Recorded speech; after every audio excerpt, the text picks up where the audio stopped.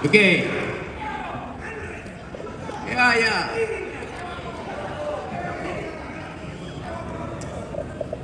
Apa soalnya? Enggak. Simpel kok, simpel. Para pemirsa dan para hadirin, simpel kok. Yang kita minta dari Rocky hari ini. Sekeras apa dia bertanya kali ini? Memang kalau saya bertanya sekeras apapun, nggak bisa dijawab oleh Anies. Saya tahu cara berpikirnya. Bagaimana cara berpikirnya? Dan saya tahu isi hatinya. Saya mulai dari situ ya. Demokrasi adalah soal cara berpikir. Ada definisi standar demokrasi adalah pemerintahan dari, oleh, dan untuk rakyat. Itu omong kosong. Demokrasi adalah the government of reason through the government by the people. Pemerintahan akal melalui pemerintahan orang. Demokrasi adalah doing habits of the heart. Datang dari kebiasaan.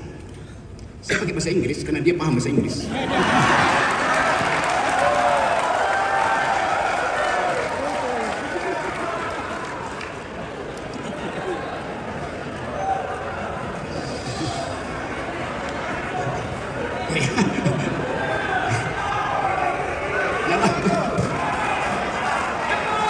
Waktu. Oke, saya lanjut. Ya, Anda saya tahu orang Makassar. Saya orang Manado. Kita disatukan oleh laut yang sama. Dan kita makan ikan yang sama. Dan ikan itu memang harus dimakan, bukan dihafal nama-namanya.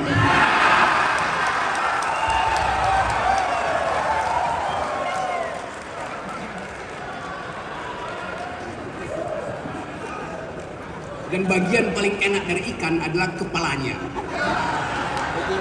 Karena kepala ikan lebih bergizi dari kepala negara.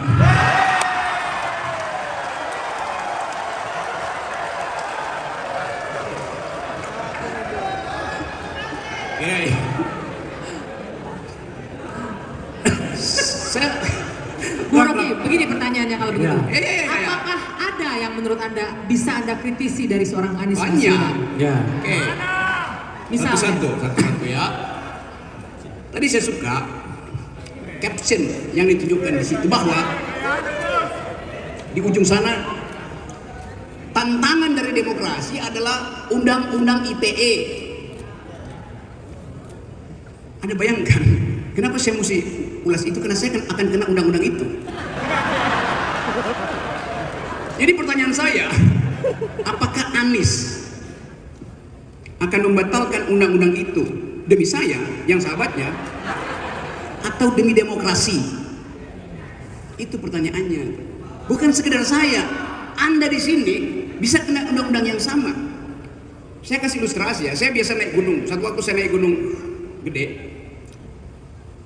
Petani di situ dipimpin oleh seorang lurah lulusan SD. Dia bilang begini, Pak Rocky, kemarin ada orang pasang patok di kebun saya, bunyinya ini proyek strategis presiden. Maka mulai diinsinuasikan kalian mesti pindah dari situ. Padahal itu mata pencarian mereka, nanam singkong, nanam kol, nanam wortel. Jadi begitu disebut undang-undang ITE, panik rakyat itu. Disebut industri strategis presiden. Lalu dia bertanya ke saya, Pak Rocky, kalau saya foto orang yang lagi nanam patok itu, saya kena undang-undang ITE apa enggak? Anda bayangkan. Republic of Fear. Ini republik penuh kecemasan. Undang-undang ITE bisa menghantui petani di Cimacan, di Cibodas. Itu pentingnya kita bicara soal itu. Jadi demokrasi itu adalah jaminan primer tentang kebebasan untuk berpikir. Itu aja. Kebebasan berpikir menghasilkan kebebasan berpendapat. Nggak mungkin ada pikiran tidak diucapkan dengan pendapat. Nah, poin saya adalah kita sekarang dibikin dungu karena nggak mampu mengucapkan pendapat, karena akan dihadang dengan, kalau Rocky Gerung berpendapat mesti sopan dan santun. Saya akan sopan dan santun pada ulama, saya sopan dan santun pada orang tua. Saya nggak mungkin sopan dan santun pada pejabat.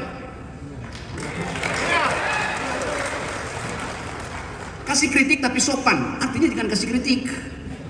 Kan dasarnya itu kan. Jadi kita mau ajukan, ini forum akademis. Pikiran hanya disebut pikiran kalau ada pikiran yang menentang. Kalau Anda berpikir nggak ada yang mengganggu Anda, itu artinya Anda lagi berdoa. Itu bedanya berpikir dan berdoa. Jadi saya ingin Anies menjawab itu. Apa alasan utama kita harus menghasilkan pikiran? Kita harus mengucapkan pendapat. Kita harus bertengkar dengan pendapat. Kan kita bertengkar dengan pendapat. Kenapa bertengkar dengan pendapat? Kena pidana. Itu nggak masuk akal. Saya tidak melukai satu inci kulit seseorang kalau saya ucapkan pendapat.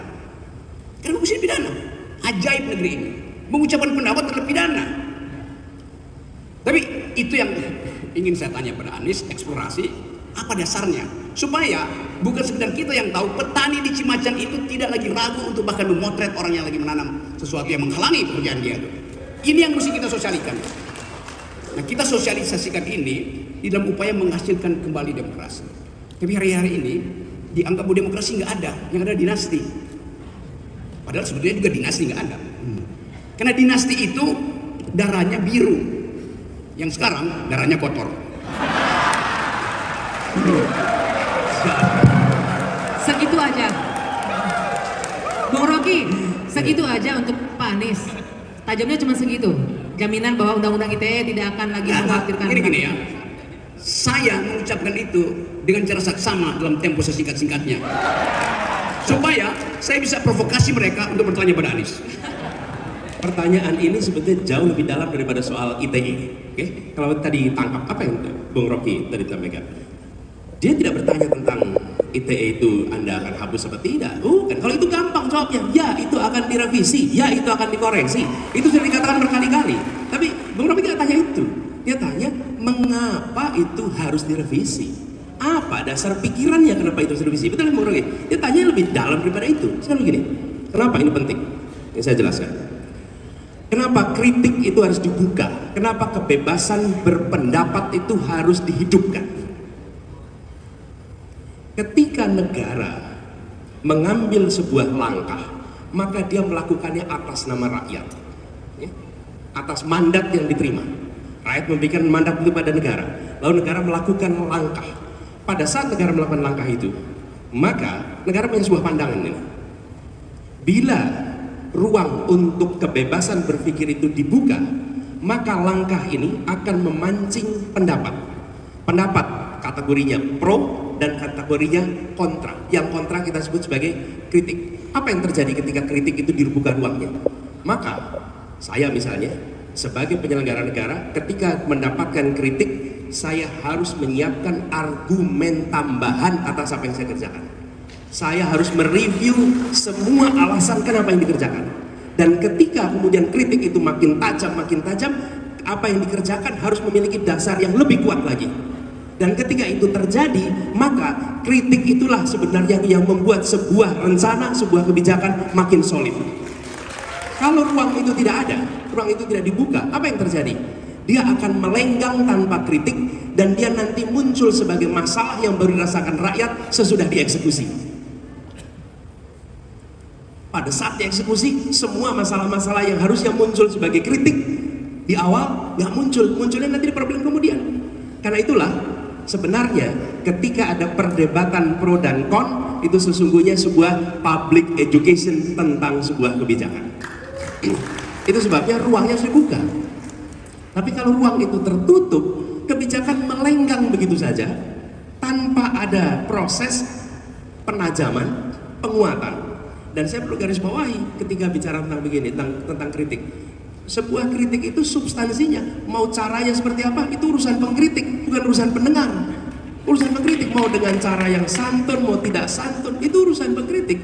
Tapi bagi yang dikritik, substansinya harus dijawab, harus dijelaskan, dan harus diberikan ruang itu untuk terbuka.